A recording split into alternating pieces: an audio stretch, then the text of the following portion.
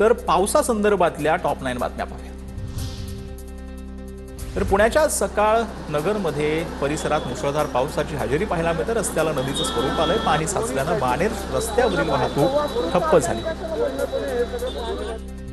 नाशिकच्या आठवडी बाजारामध्ये पाणी शिरल्यामुळे शेतकऱ्यांची तारांबळ उडाली। शेतकऱ्यांच्या दुकानातील अनेक वाहनांची साहित्य जे आहे ते वाहून गेलेलं आहे। अचानक आलेल्या पावसामुळे स्मार्ट सिटीच्या कामावर प्रश्नचिन्ह निर्माण झाले।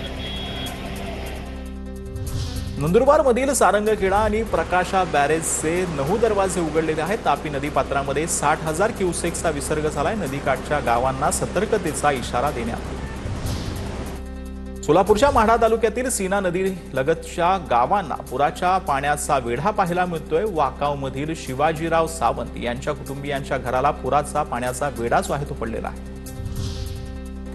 नांदेडमध्ये विष्णुपुरी प्रकल्पाच्या 14 दरवाजांमधून गोदावरी नदीपात्रामध्ये 1,45,000 क्युसेक्सचा विसर्ग होतोय। गोदावरीनं धोक्याची पातळी ओलांडलेली आहे। प्रशासनाकडून नदीकाठच्या गावांना सतर्कतेचा इशारा देण्यात आला। सोलापूरच्या खैराड गावात पुराच्या पाण्यात तरुण वाहून गेलेला आहे। तरुणाचा शोध सुरू आहे। पुराचं पाणी गावात शिरल्यानं घरातील अन्नधान्यांचं मोठं नुकसान झालं।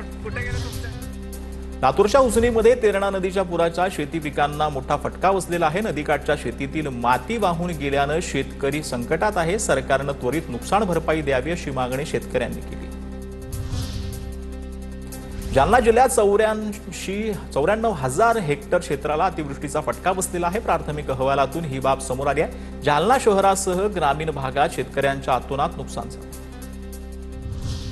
दक्षिण सोलापुरामध्ये मुसळधार पावसामुळे शेतकरी हवालदिल झालाय। हातातोंडाशी आलेलं खरीप पीक पूर्णपणे पाण्याखाली गेलंय। उडीद तर तूर, सोयाबीन आणि मूग या पिकांमध्ये देखील गुडघाभर पाणी साचलेलं आहे।